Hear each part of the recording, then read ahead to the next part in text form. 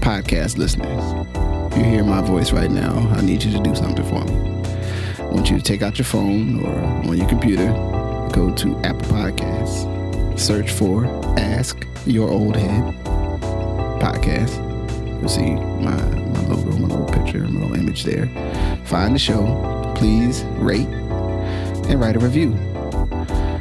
It's a small thing, but it helps others find this work and find what I'm doing here. And it really, really matters, as small as that may seem. So if you could please do that before we get into the show, I would much appreciate it. Thank you for listening. Let's get into it. Peace.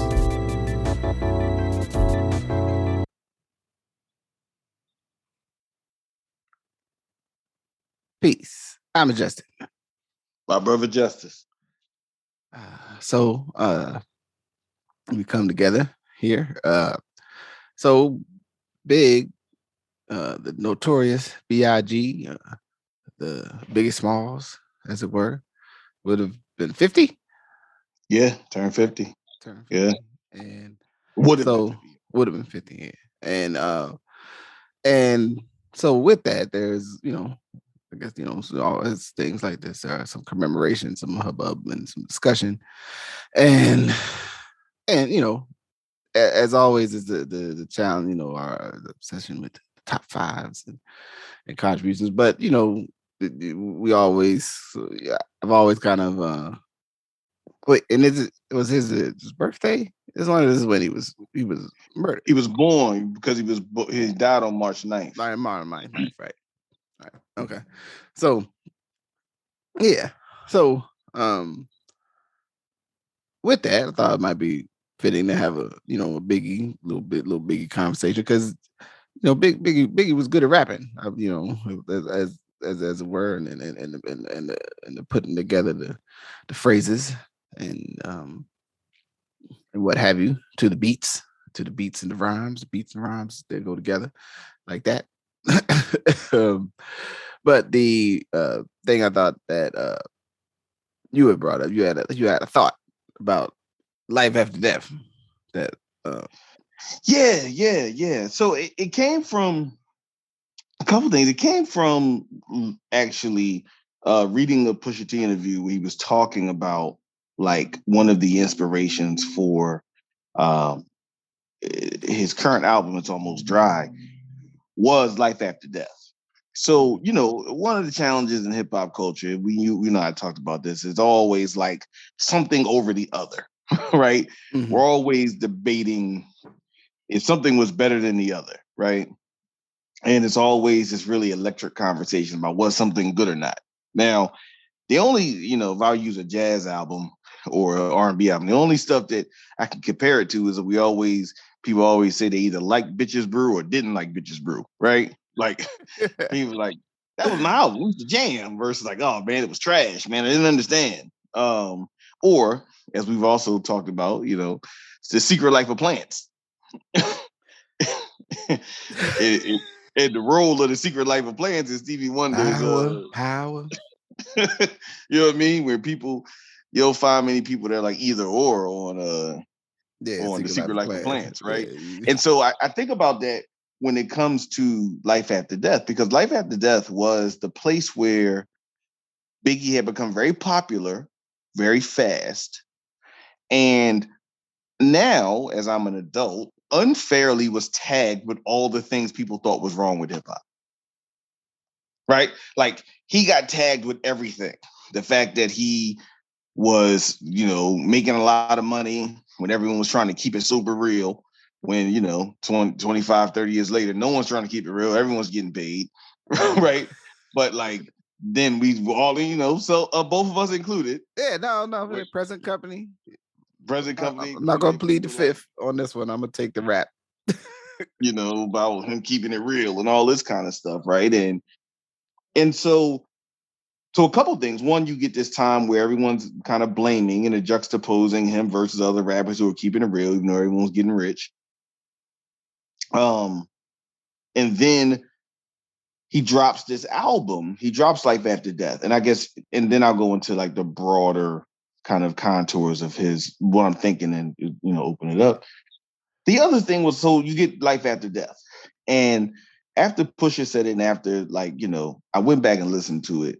Um, and Life After Death is a really good album. Mm.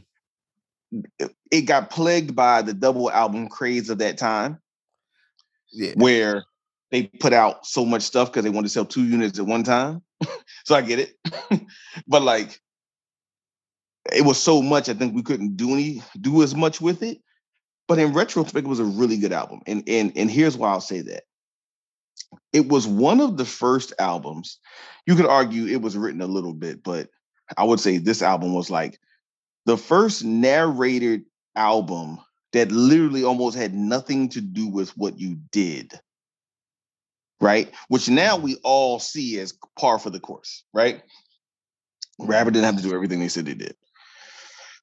He created an album that were stories, that were compelling stories that he did not necessarily have to have the experience to do. There's a very interesting tale about like Clark Kent, the DJ and the producer, who listened to Big and he listened to Who Shot You, right? Mm-hmm. And he listened to Who Shot You, and Big said, "Who's better, me or Jay-Z?" Right? And Clark Kent responded to him, "You are the best rapper I've ever heard, Biggie." And he told him, "Jay-Z is the best MC I've ever heard." And that was actually one of the motivations for Life After Death being so well written. Mm-hmm. Because Clark Kent telling Big that he was a good rapper, but he was not as good as a writer, essentially. That's what essentially was saying, right? Mm-hmm. He wasn't as good of a writer as Jay-Z. Made him go create, I think, which was, in retrospect, his opus. Mm-hmm. Now, we also suffer from the idea that he died so early, we don't have a lot of things to compare it to, right? Even in Pac's short time, Pac produced so much music that we have like multiple eras of Pac, if you think about it, right? You got Revolutionary Pac, you got Thug Life Pac, you have Me Against the World Pac. I guess Thug Life and Me Against the World could be the same era. Then you have Death Row Pac. Yeah. Yep. And they're all different sounding stuff. Tupacalypse Now and Strictly With My Niggas doesn't sound like Thug Life and Me Against the World. Yeah. Which doesn't sound like Machiavelli. So Pac, in 5 years, which I think is sometime deep when we think about it, he did all that in 5 years, from 91 to 96. Yeah. You could probably argue the most prodigious output. So anyway, Big is like the opposite. You have an album, you have remixes, and then you have a double album that then gets overshadowed by his death. So I wanted to share that. I would say one more thing about this, and I want to get your insight. Then you have this idea. So I would compare him to like a Chester Himes. Obviously, he called himself the rap Alfred Hitchcock, but I would compare him more to a Chester Himes because, again, it became like a noir mystery kind of process. Mm-hmm. Taking from people's experiences, but writing something that he himself wasn't necessarily a part of. So then the last thing is like this idea that like how he exists with the broader hip hop culture, that like people threw him a 50th party, right? Lil' Kim threw him a 50th party. All the people you would assume that would come to a 50th big party were there. And it just thinks about how he lives on in the memory of hip hop differently than almost any rapper who quote unquote died before his time, before Nipsey. But even Nipsey Hussle lives on more in the broader context. Yeah, not necessarily on lyrical, exactly. Yeah, like the lyrical context. Like Big lives on different than Pun, and one of the people that would argue Pun had reached a degree of lyrical dexterity that matched Big, if not surpassed him. Mm-hmm. Big L. We could go all of the dudes that return to the essence, right? But I'm just saying, like, it's just very interesting to see the place that he plays. So I just wanted to get your, I wanted to put those out there and get your take on kind of that broader sense, that broader context? Well, it's two things. One is something I was thinking about that's significant with life after death, because it was sort of incomprehensible. Like, it wasn't comprehensible or incomprehensible. It was incomprehensible, right? That Big like became famous, like outside of us famous. Because I still don't totally. I like Juicy. Juicy was a great song, but how he. I don't know what was the particular thing that allowed him to. He became like a pop artist, right? Like, meaning, AKA that the music buying white populace that might not otherwise know a hip hop song knew his songs. I don't know how that happened, and I think in the moment, so when in our judgmental eyes of of that year when Life After Death came out, was sort of like, he gonna make these songs, for this other people. He ain't gonna make this, what I'm saying, the first Everyday Struggle, what I'm saying, things done changed, unbelievable. Right. It's for the streets, what I'm saying, it's for us in the trenches, what I'm saying, and wearing our Timbs and fatigues and hoodies and stuff, what I'm saying, and like, I'm not denying, I had a whole like thought train around, like, if I wanted to get some Timbs, where could I get them from, and should I do it but anyway, we'll save that for another conversation. Because I had some jeans on, I was like, what, if I had some Timbs, this would be a good look for some Timbs, but I don't have no Timbs. They go be like, "What's up, Oldhead?"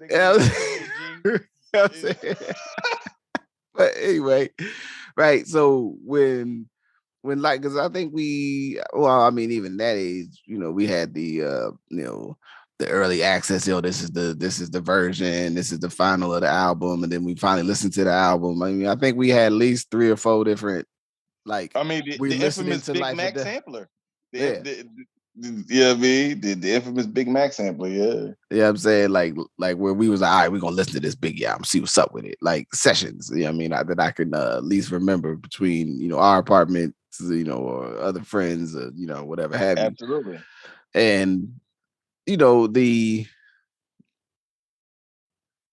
so that to me sort of fed into, like I said, with the wisdom of time, like, yeah, man, I don't, I didn't want to like certain parts of the album, because it's like, why you got to do a song with them? Why you got to do a song with Bone? Why you got to do a song with this other thing? Why you got to do that? Why can't you just do some other stuff? But like, when you go back later, you're like, well, actually, it's kind of a dope song. like in the moment, you're kind of like, yeah, it's kind of a nice song. It was rhyming there, and they matched styles, and then like, I was trying to get the record up to make sure I could look at them all. Because the thing with an album that long is that you can get through 20 whatever songs, you'd be like, man, we still listening to songs. And that's right. That's the thing. It began at time where you would listen to a song, see how it started, or like you wouldn't listen to the song with Too Short, right? Or like you know what I mean? Or like, besides Notorious Thugs being an example of a rapper taking a style that was not theirs, when you still had local styles, because you don't have any local styles anymore, right? Like, all the rappers rap like each other. Yeah. Right? Like the current Chicago/Detroit style that everybody uses, right? All the rappers rap like they're from Chicago or Detroit. Even if you don't know they rap like they're from Chicago or Detroit, they do, right? Yeah, but him to do that and it to be a generally good song, right? But I think I remember a time we were all together, we were like, oh shit, like, he really flipped that. It was almost like we didn't want to like it. Yeah, but you liked it. But it was like, you could not like it, or even No More Money, More Problems, right? Like, you might not have wanted to like that song, but you couldn't be like, because you like the beat, if nothing else. Yeah, at a minimum. But the rhymes, the verses and stuff were not like bad verses. Like, it wasn't like it was like, what was it? Be out, he spelled the spell out, and then to the DEA. Like, Federal places mad because I'm flagrant. Like, yeah. Oh man, like the patterns. My team supreme, stay cream, triple queen, lyrical beam. I be that. Catch me bent at all events. Catch me posted all events bent. Like the lyrical dexterity he had made something you didn't want to like good. Yeah. So it's like I think it's a case, a situation where he really, even go back later because I'm looking at those other songs like, on there like Sky's the Limit. I ain't want to like Sky's the Limit. I like Sky's the Limit. I haven't listened to Long Kisses in a minute, but I do like that song. You know what I'm saying? And even in the You're Nobody till somebody kills you. It's like, we did the world, other artists, and especially like, and I say this in the sense of like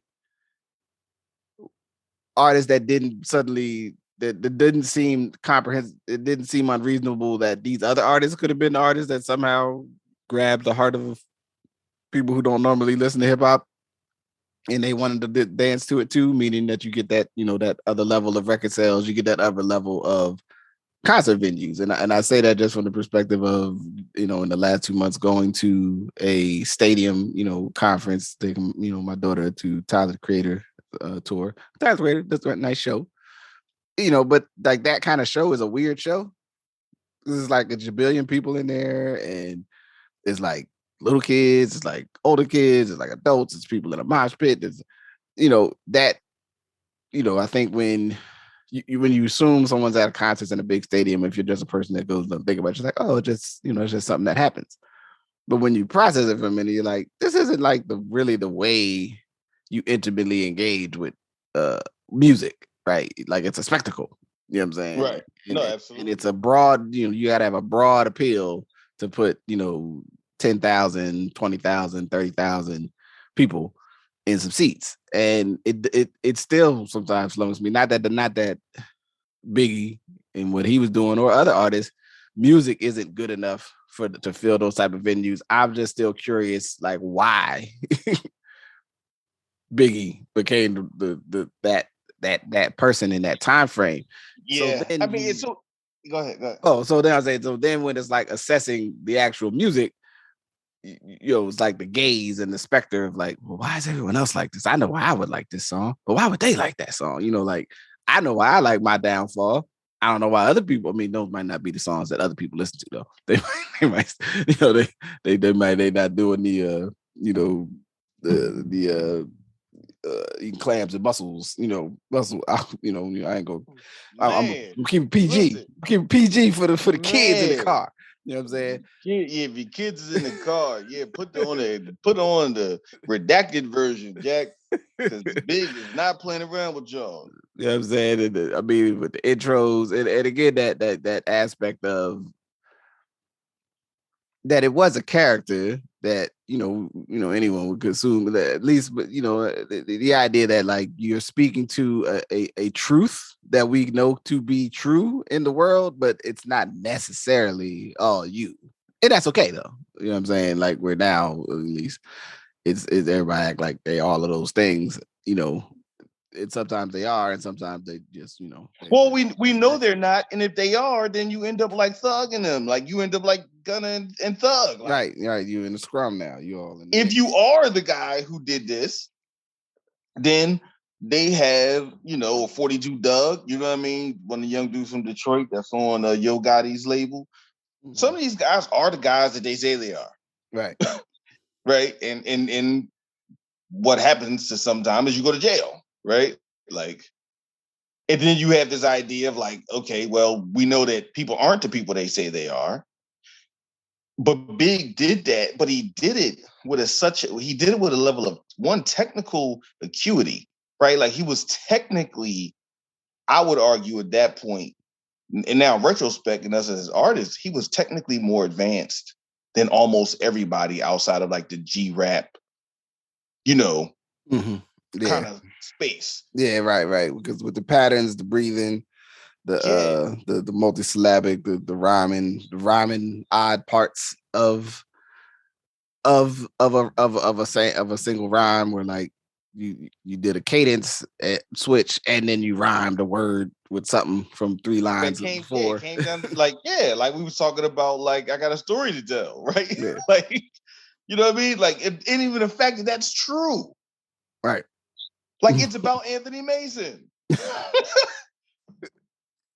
You know, like, Anthony Mason's dead, and so is Big. So I guess it's okay to talk about it. Maybe the sister isn't, but I'm just saying. But hopefully everybody figured it out by now. Like, yeah, like, it's a true story that he's telling in a really comedic way about something that occurred.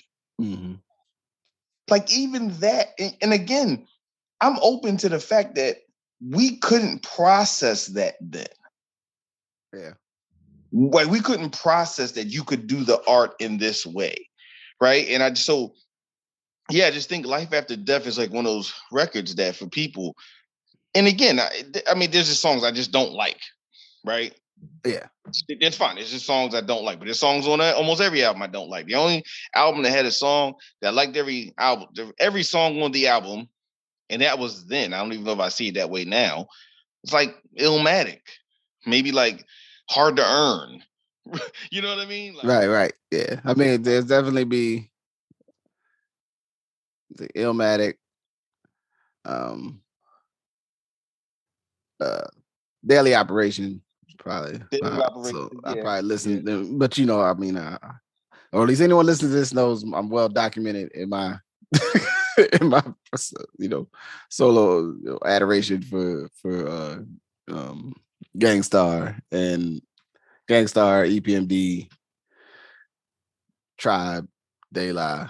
I mean, so there are some. But even then, there's records, because I was thinking about when we was talking about this a little bit.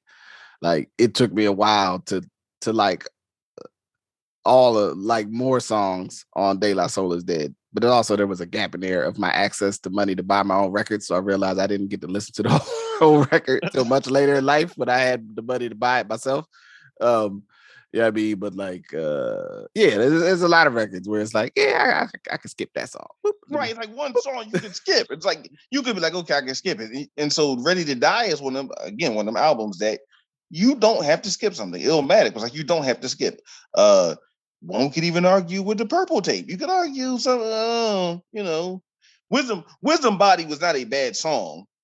Yeah, but I do have not played Wisdom Body. Yeah, they could have did without Wisdom Body. I mean, it's like it goes fast, so you get over. It's like, all right, man. I guess I'm already. You're headed to Glaciers of Ice. Right, you're headed to Glaciers of Ice, and you're like, I guess I got another minute. It's a couple seconds. Yeah, so you're just like, right. You're just trying to survive the encounter, right? Like, you're surviving the encounter of Wisdom Body, trying to get to Glaciers of Ice, right? So it's a double album. So obviously there's more stuff, but I would say that.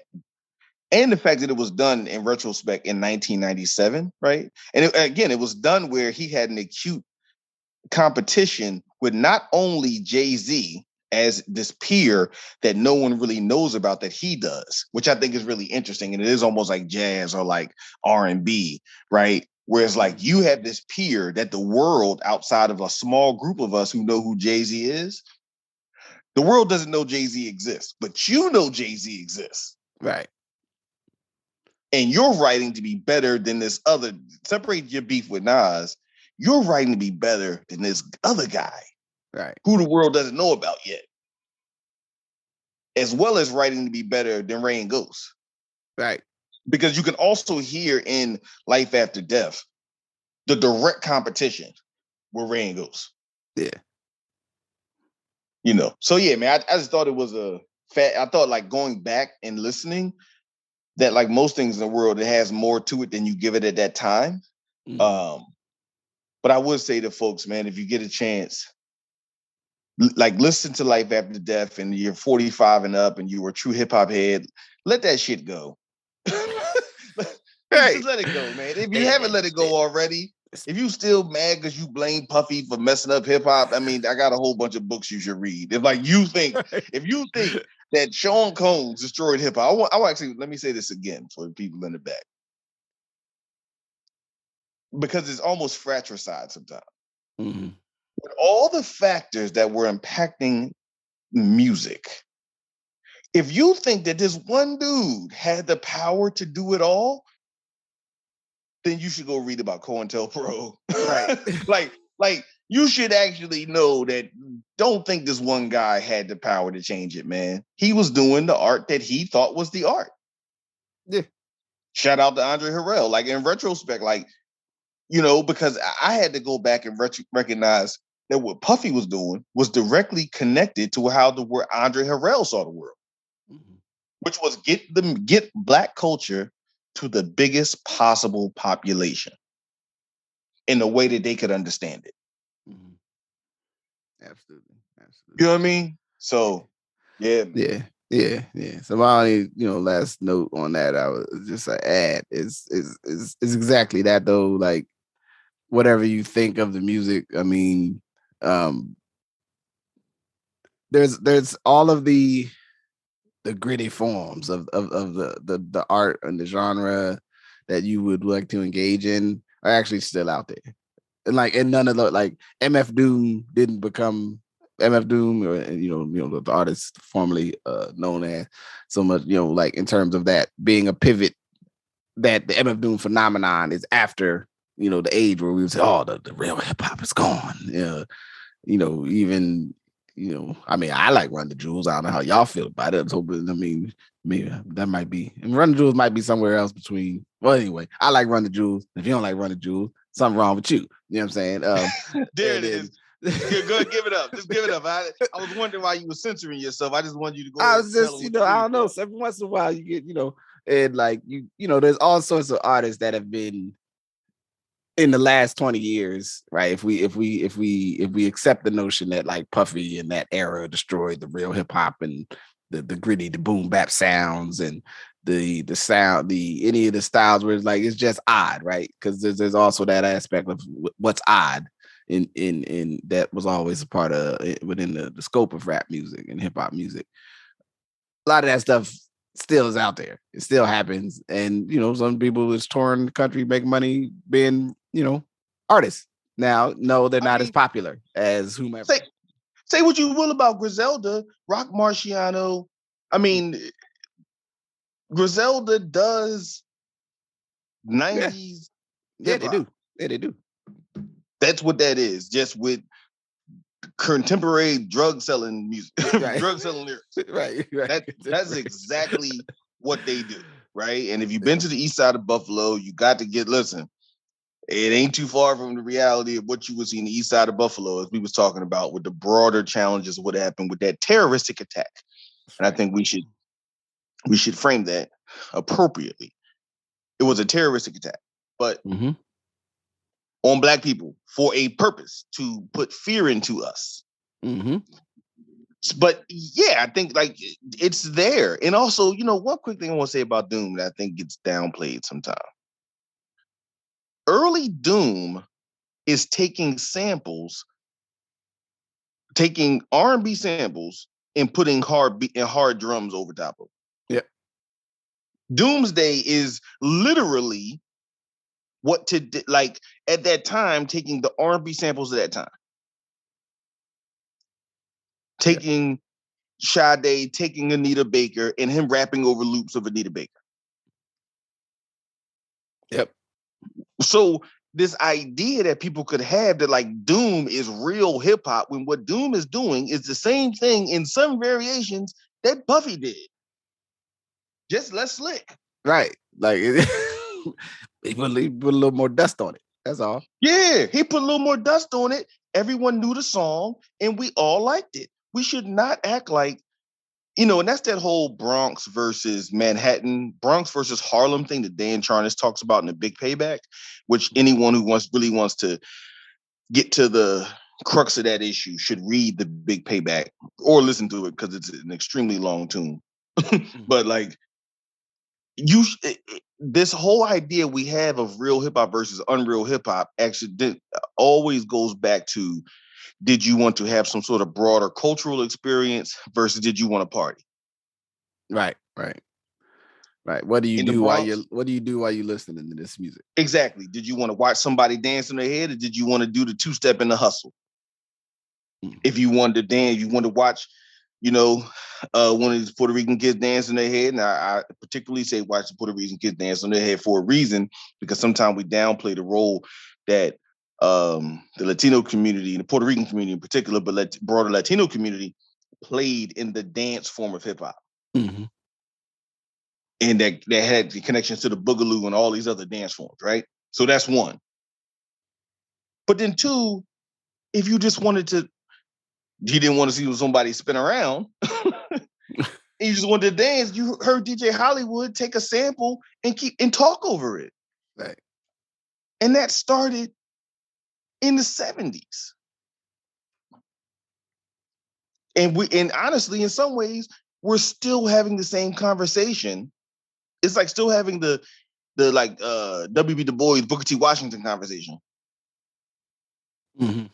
Hundreds of years later. We just transferred it to hip hop. We just transferred to hip hop. Do you want to work with your hands, or should you be an intellectual? Do you want to do you want to work hard, or do you want to think? Like, it's the same dialogues, man. We're having the same bifurcated conversations that we've always had. Word up. So another news. Appreciate you. We wanted to just touch on just real quick. There's a couple, it's spring and it's always a good time to read. Actually, I guess I should shout out, Peace and Brie Savy. We tried to, do a little thing this month around reading. I don't always remember to post on the internet sometimes. So I've been reading, but I haven't been posted. So, but what I wanted to share, we thought about maybe just some stuff that we've been reading. And I've recently, there was a time in my life where I decided I wasn't reading fiction books because, life is real and I don't need to read no stories. You know what I'm saying? I just need to go out here and study and learn about the real world. So I just wanted to read nonfiction books. And then I had a personal renaissance where I realized, oh, actually, you know what? There's a lot of good stuff in fiction books. You should read more of them. I just didn't want to read the ones I was asked. But with that, absolutely. It's a lot of ideas. There's pretty good evidence that if you want to change human behavior, you do go much further with narrative than you're going to go with facts and figures, no matter how good the facts and figures are. Absolutely. And right. And the brain responds differently. I think we have people that try to overwhelm people with information and then be angry then when they don't change. Mm-hmm. Like, just a brief, as a kid, you hear up with hope, down with dope, and the stuff that Jesse Jackson was saying. And, we made caricatures of it, right? But now, 20 years later, a black man wins to be president, that, mm-hmm. based on a narrative. Right. So no, yeah, like you said, the facts are in with our brains. Narratives work. Yeah, it's just what it is.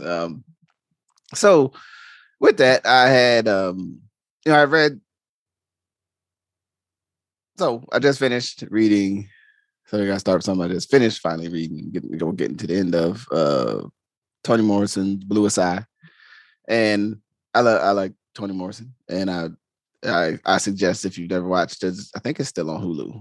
There's a documentary about her, not about her whole life, but about her as a writer and her pathway, and her importance to telling the stories, telling the story of this of our community, this nation, and various things. But the thing that is set with me was one of my first reactions getting through. One, it's a tough book,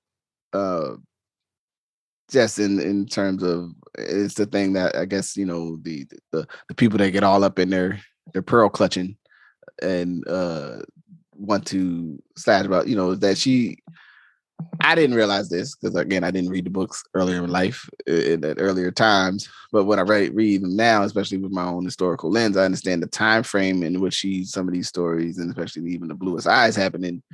You have the context of a community of people who are closer to the acute reality of exiting slavery and still operating within the context of a brutal, rapacious ethno state.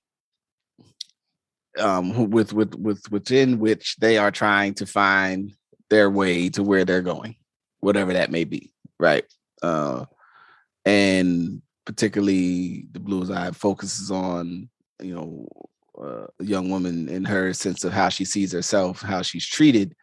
But there's all these other pieces and stuff that moves through, and the thing that it mesmerizes me about her writing is sometimes I don't. It's like it doesn't follow it in a way that I guess it doesn't follow a straight line narrative, and then but it's going somewhere, and then I sort of don't care if I don't know where we're going. I'm just gonna keep reading it till I get there because I'm trying to understand the way things are structured. There's these turns and twists that she takes, and it what I didn't know that the structure of Thieves in the Night was pulled from one of the was based just based on the line in the closing paragraphs of the story around again that the not free, we only lives not lives. It's like they flipped it with some hip hop, you know what I'm saying, but the general notion is and so I'm like, oh, well, good job. At first I was like, man, good job by those guys. And then I was like, I love that land. And I love the way these are like two things. These are derivatives, this work, that work derived from this work. But they both kept the essence and the spirit of the idea of like how we really assess, our sense of who we are, right? Because that's a part of the stories. You have all these folks and this girl who was harmed in the story in different ways at different times. And those who the people who show up and show love for her are not the people who we hold in high regard. But then also those people don't have enough of the other things that you need in life to protect her. You have these notions of place and space. That this a lot of these stories she at least I know several are like framed or centered in Ohio, and folks either coming up from other towns in the South to different parts of Ohio or up on the lake. And it just is, I'm not, it is a one I would suggest folks read it. It's a good thing to read books. And there's a book that a writer who is sometimes targeted by certain parts of our society, like that, young people shouldn't read it. And there's probably some stories that might have been challenging for young folks. I know there's, I don't remember which book starts with the men having relations, doing something sexual to a cow, like in the first paragraph. I can't remember which one that is, but that's not the Blue Side. But I'm just saying, yeah, man. So I was really, I was glad to get to this. Not actually a long read, but I started trying to work. Basically, what I had set myself out to do was start working through her canon and trying to read as many of her books as I can. So I got like 5 or 6 of her books. I went and bought new and used copies, what I could find. And I started stacking them up. So that's my first piece that I finished reading this month. And I would suggest it to those, if you're looking for, some classic Black literature. You know what I'm saying? Dive in. Classic American literature. Classic. That's right. No, that's right. I think it's really important to state that because sometimes our books get put into like the Black literature, like we wrote it somewhere else. Right. Like we inhabit some small subset, purgatory versus it's an American story. Yeah. Right. And like, often run into that with like August Wilson. Like August Wilson is not just one of the best. He's not one of the best Black writers. He's one of the best American writers. Yeah. And we need to see these stories, even the ones we produce to this day, as fundamentally American stories. Because they are. Because Chinua Achebe, we don't be like, oh, that's just a Black story. That's a story that took place in Africa, right? Like you can't separate it from its location, nor should you try to. So for mine, I'll share it's a book kind of found in an odd way. I was reading an article and it talked about the like unheralded or Black origins of disco. And so, there's a broader dialogue around disco. Obviously, you think of Studio 54, you think all these places, you think of like, dancing, wild abuse of a variety of things, this new free way of living, as a response to what was going on in New York and across the world, and all these kind of things. And I ran to a book by a fellow by name of Noel Hankin. And so Noel Hankin is actually an executive who has been in like selling liquor and alcohol and marketing for like 25 years. Mm. He was in advertising actually before that. And he came out with a book of his story and the story of him and others it's called After Dark, Birth of the Disco Dance Party. And so what he puts forth is this really fascinating conversation that's the confluence of the change in New York City, post-civil rights, post-civil rights cities, and the change in the Black community. And so what he posits, and I mean, it's not, he doesn't posit like he's making it up. It happened, was that in post 68 and post 69, as more Black folk, Black and brown folks started to work in Midtown, that before what we now know as the disco era, there were like black club nights that were like DJ nights. And the DJ nights were similar to what we kind of call hip hop. Like, let's say James Brown plays and like it plays for 5 minutes, and like then they put it on another another turntable and play it again. Then they play the song again. So it's not like cutting up. It's not like the Cool Herc, like finding the break. It's like literally playing the song again. So people just dance for 20 minutes long, 30 minutes long. And they were Black and brown folks largely who went to college and were professionals who could then go to Midtown when a lot of Black folks couldn't go down there and get club nights. And then showing the money in the club nights is what kind of gave birth to other folks being able to come into Midtown, rent and buy properties, which then you start to see the emergence of disco. And it's fascinating to like see it. I mean, they talk about like New York Freddie Myers, Nicky Barnes, like all the kind of in the interplay that even at that time, which going back to my point about hip hop, the interplay in the community where some guys who were all regular guys, the group and the corporation was called the Best of Friends, and how they would throw the parties, and the gangsters from Harlem and Brooklyn would come to the parties to hang out, but never cause an issue. But there was this interplay between these two different parts of the Black community, because these were some of the first big events that were held outside of our traditional neighborhoods. They were held outside of Harlem, Brooklyn, and like Southeast Queens, right, in the Bronx. And so just to see this other story is really interesting. And it reminds me that so much of history gets lost in the narrative, right? That, to your point about earlier, it's not about facts sometimes. It's about the narrative. Yeah. That's amazing. I love it. Yeah. Yeah, no, and it's easy reading. I mean, he tells a story that he mentions so many other things that were happening, brings in the role of martial arts as doormen, and like the role of like Black folks who did martial arts. The role of entrepreneurs who figured out how to make sure they paid the mambo bands and the salsa bands. I know salsa is not a term everyone uses, but just for the common conversation here, paid those bands to make sure they could play all night.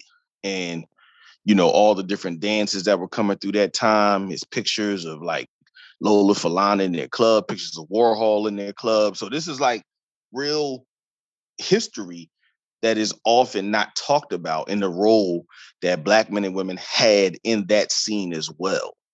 That eventually broke down for a lot of reasons, including hip hop, but also including the times of New York that then got really challenging around, times in New York got challenging around crime. So definitely wanted to. I would definitely submit it. It's a book you got to put in and find on Amazon, so it's not in any of the traditional publishing houses, but definitely a book worth reading. Dope. Super dope. I always got a couple going, but second one I share, which I'm not all the way through, and this is not an easy read.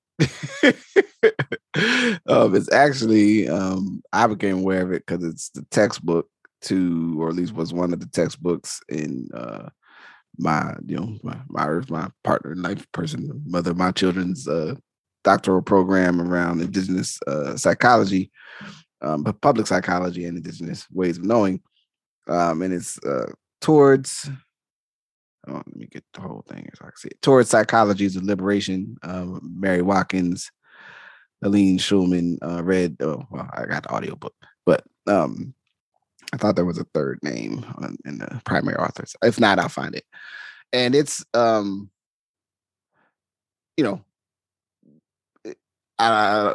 don't know where everyone lands. It was a major. I feel like it, at least in our time as like younger folks, when you were like, especially maybe making your first forays into I'll call it liberation thinking, right? And like trying to move away from, whatever, dominant narrative you were given about like how the world works, right? So you might go to, Naim Akbar, Frances Cress Welsing.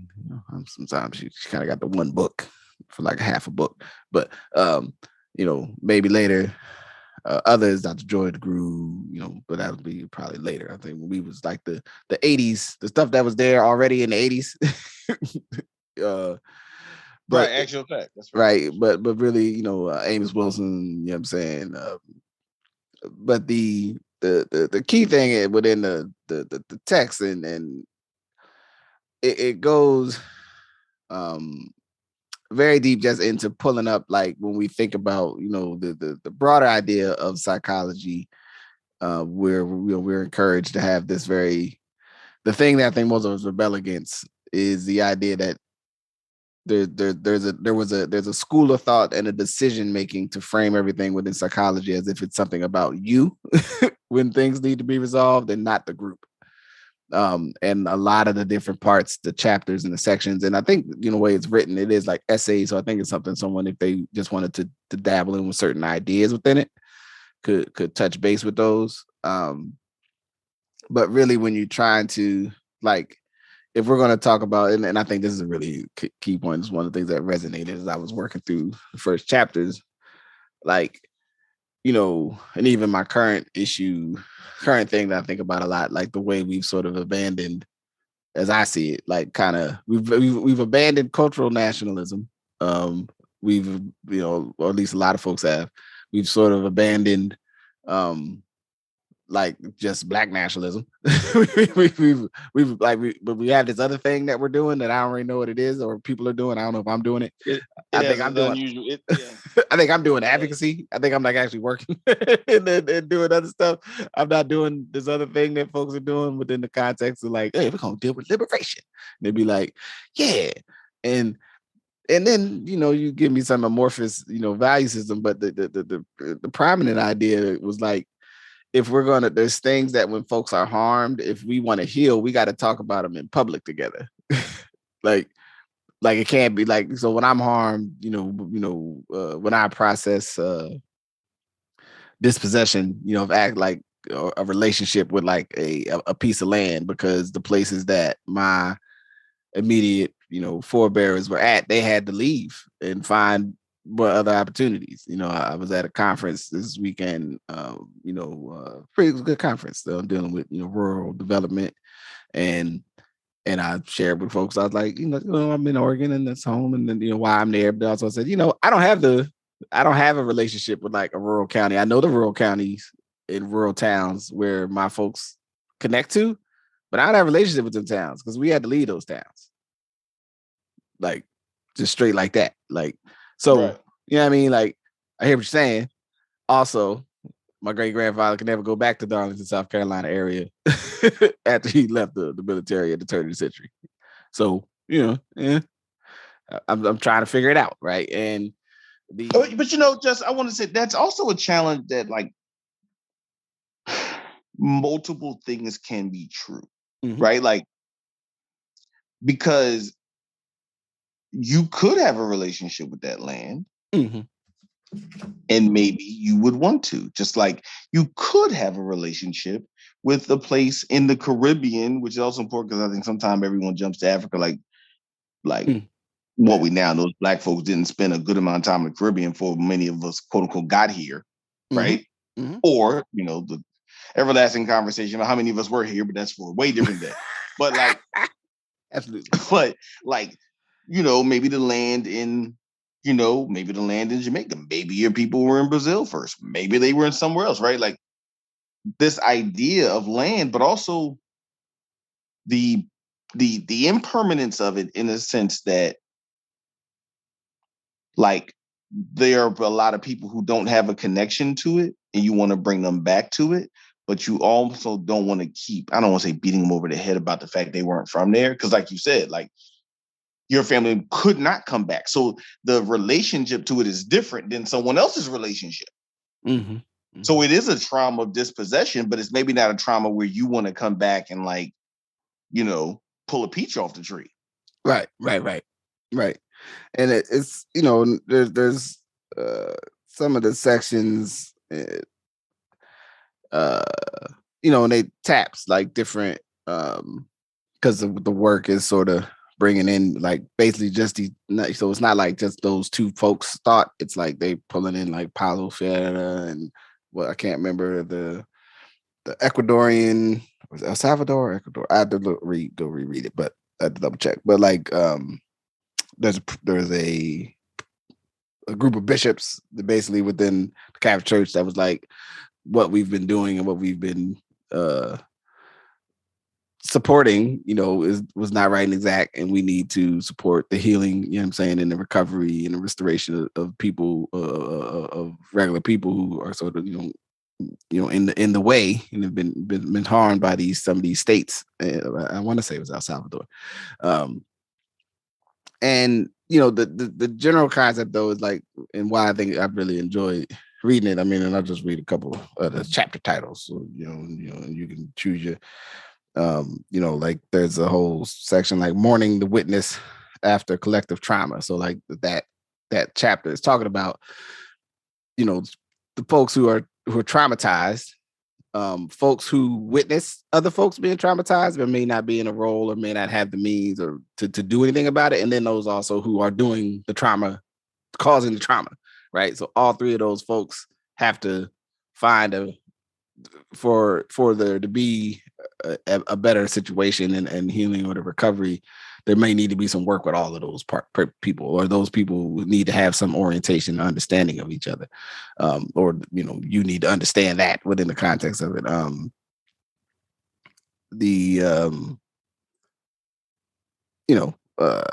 Psychic wounds of colonialism and globalization, beyond development, liberation, beyond development. And so even the whole concept, that's a big part of it. It actually was a really dope chapter about, the idea of development in and we talk about development. We got to develop the community and it will be better. And, and sometimes it'd be like, I mean, maybe we will, maybe we'll be better if we was better. Like maybe we did, like, it has a real powerful piece. So it's like I said, it's not a, pick up on a Sunday, you gonna and you just gonna mellow your way through it. You know what I'm saying? I want to set nobody up for failure. They're like, yeah, I'm gonna find that book, man. Just said I could learn about, like, so, and I would definitely think some of it for some folks would be would be challenging, maybe in a good way, because again, there's an early part of it that really goes into the idea that often even the way like our whole orientation to pop psychology is all this sort of like very personal, what happened with me and my parents thing, right? And it's like, why are we looking at the world that way, right? There's other actually bodies of study of the human reality that have not accepted that that's the analyzing frame to understand your behavior or your choices or the way you think and feel, operate, and also that the reality of the conditions that you live in have to be a part of any conversation about your well-being and your state of person. So, so there you go. I'm not neither text necessarily was easy times, but hey, was life. I was just watching fun rom-com, Lost City. They said somewhere in there in Latin the sweeter with the difficulty or something like that. Sometimes when it's difficult, it's sweeter when you get it done. So go in there, pick that up. There you go, just sending people to be on the bro. Like, oh, it was cool. You'll feel better later, man. Believe me, or maybe not. I don't know. Trust me. trust your own head. Trust your own head, right? So the other book that I'm finishing is Amatora, and it's a book. So it's Amatora, and the author is W. David Marks, and the byline is How Japan Saved American Style. So it's an interesting book because I got into it because I started looking, being into like style and fashion and stuff. There were all these things like jeans and sweaters and like special one-offs of stuff that like you can't get in America, right? Like you can only get them in Japan. And even looking at like the infatuation with Bathing Ape, Red Monkey jeans, Avizus, like kind of going back, like certain sneakers are only released in Japan, and how in many ways Japan does like the Ivy style better than Americans at this juncture. Like there are more strict rules around how Japan does Americana than how America does Americana.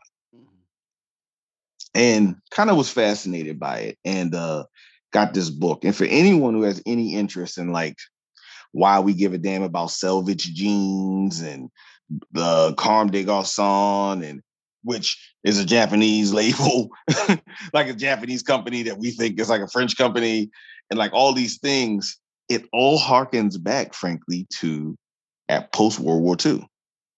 And the role of American fashion from the GIs who were stationed on the bases, and the clothing and what folks saw, and what began what they call the Take Ivy movement. And the Take Ivy movement was a movement based in like folks who had never been to America coming over and going to Harvard and Princeton to like master the style of the Ivy dressing and how jazz artists dressed, because they were getting exposed to jazz artists. So in order to like master it, they came to America sight unseen and started buying clothes and creating huge mail order magazines to be able to buy the clothing. And this goes from everything from Ivy League clothing to hiking clothing, according in like the 70s, and like the free culture to like biker culture, just almost everything.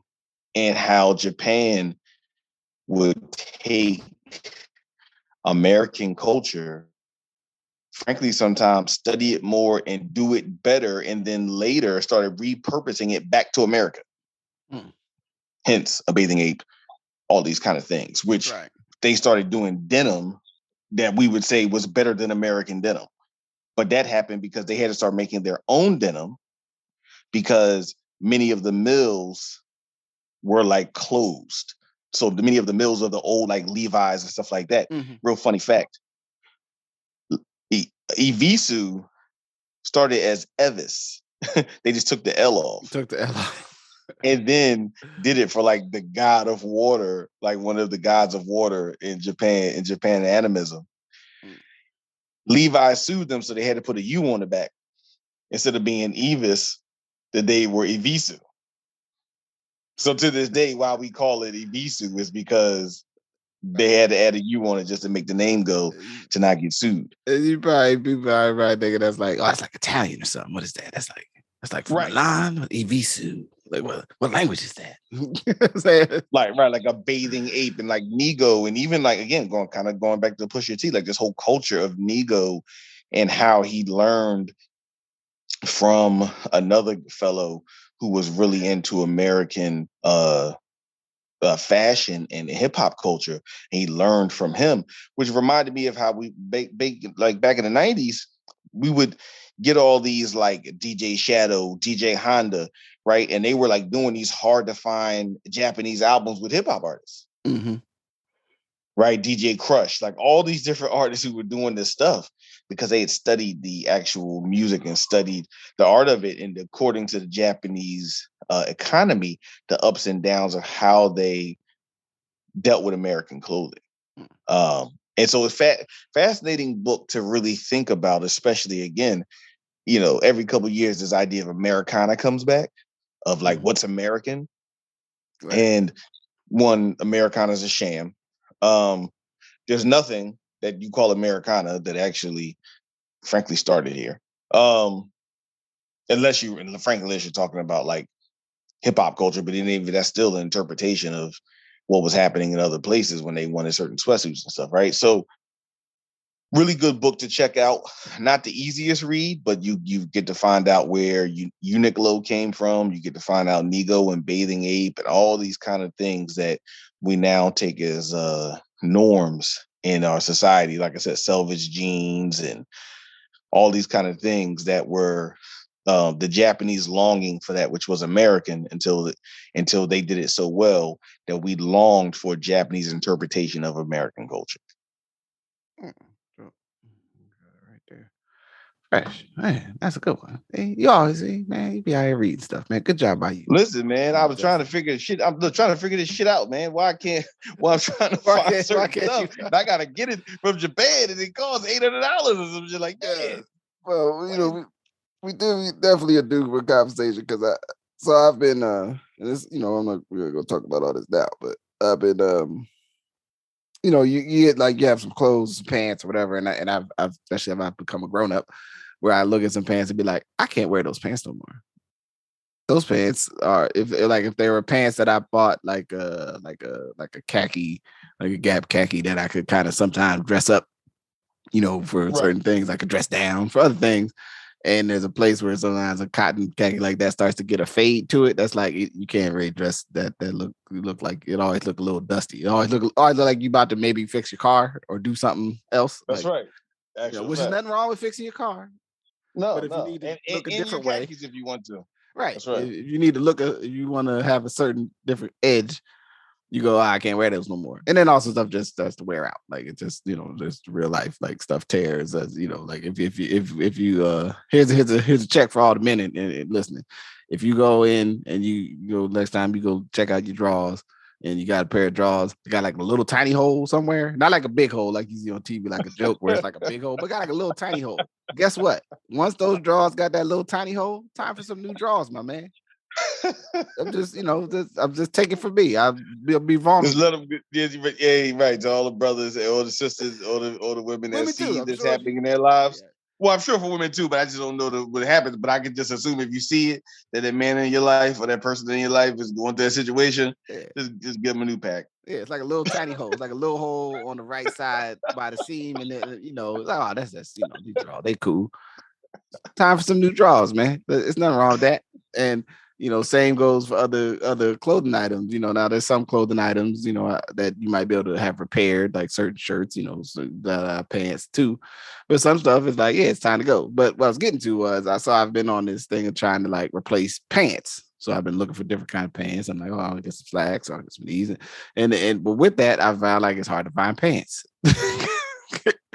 Like unless you just like if you just wear denim a lot, it's not necessarily hard to find denim. And I guess get you a Canadian tuxedo.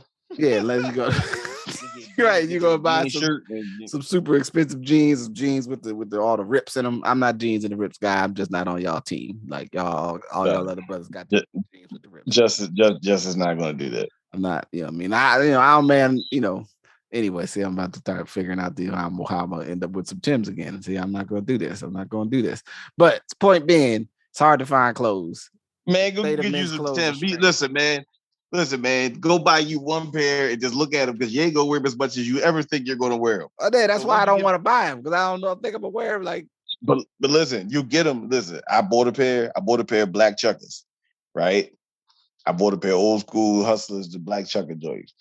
And I still got them. I had them for a couple years now. I got them since before the pandemic. Because guess what? There's not so many places I'm wearing black chuckers. Right? Like you're not going to wear them nearly as many places. So once you have them, they'll just be fine because you don't wear them every day. So all you're going to wear was like, it's time for? It's time to pull out my Timbs. And you're going to put them on and go about your way. When it's time to come home and put on some other boots or something. See, because everybody like you, we like the boots for a reason. The other Timbs, you might be like, actually serve a very functional purpose. I don't want to wear them. And that's no respect to y'all, Timberland. But I don't want them other ones that y'all got that serve a real purpose. I want, you know what I mean? Some goods with leather on the top or some chuckers. You know what I mean? Some beef and broccoli, some chicken and broccoli. I'm not even going to act like I want the others. I mean, I know what y'all doing. And I respect it. Right. But yeah, I don't really need an actual steel toe boot most of the time. It's cool. Right. You're good. Like, you know what I mean? But there's lots of other layers to that. So yeah, we're well, I think unless there's anything else, man. I think we're good. I think we all good, my man. All right. So with that, I say peace. Peace. Thank you for listening to Good Brothers. Thank you to my good brother, I'm Majestic. We record these conversations more or less weekly, and hope you found something valuable and useful from our dialogue. If you want to support the podcast, the number one thing you can do is share. Also, rate and subscribe wherever you listen to podcasts. The other thing you can do if you want to support the podcast is head to Patreon, search for Justice Rajee, and become a subscriber. And the last thing you can do, if you search Ask Your Oldhead on Etsy, there is a little shop. And anything you purchase there puts a little something in the bank to offset the cost of making this regularly and creating. We hope that our conversation was valuable and useful to you. As always, take the best part for yourself and be well. Peace.